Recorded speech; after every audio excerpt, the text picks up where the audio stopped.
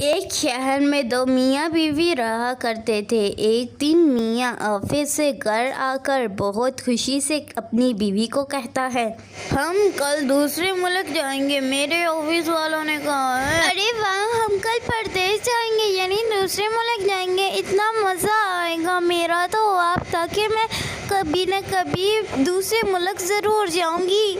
ہاں تم ٹھیک کہہ رہے ہو، ہم کل دوسرے ملک جائیں گے، چلو تیار کر لو سارا سامان۔ پھر اگلے دن وہ تیار ہو کر ہوائی اڈے پہ پہنچ جاتے ہیں، اور جیسے ہی وہ لوگ پلین میں بیٹھنے ہیں، وہ یہ دیکھ کر شوق ہو جاتے ہیں کہ وہاں پر صرف 3 لوگ تھے۔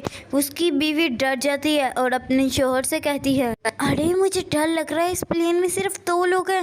ارے تم کیوں ڈر رہی ہو، ابھی ہم زیادہ دیر پہلے آ گئے ہیں، اسی لیے لوگ نہیں آئے ہیں۔ جب ہوائی جہاز اڑنے والا ہوگا تب لوگ آ جائیں گے، اب چپ کر کے بیٹھ جاؤ۔ کچھ دیر بعد وہاں پر ایک بابا آ کر بیٹھ جاتا ہے، اور ہوائی جہاز اڑنے میں صرف 5 منٹ رہ جاتے ہیں، لیکن کوئی اور نہیں آتا۔ پھر اس کے بعد ہوائی جہاز اڑ جاتا ہے، اور جیسے ہی ہوائی جہاز اڑتا ہے، وہ عورت جو ان کے ساتھ بیٹھی تھی چڑیل بن جاتی ہے۔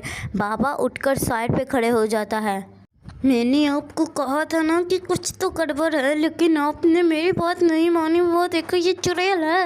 ارے بیٹا تم گھبراؤ مت، میں ان جیسی بہت سی چڑیلوں سے نپٹا ہوا ہوں۔ مجھے جیسے ہی پتہ لگا کہ تم لوگوں نے آج آنا ہے، تو میں نے تم لوگوں کی جان بچانے کے لیے اس ہوائی جہاز پہ آ گیا۔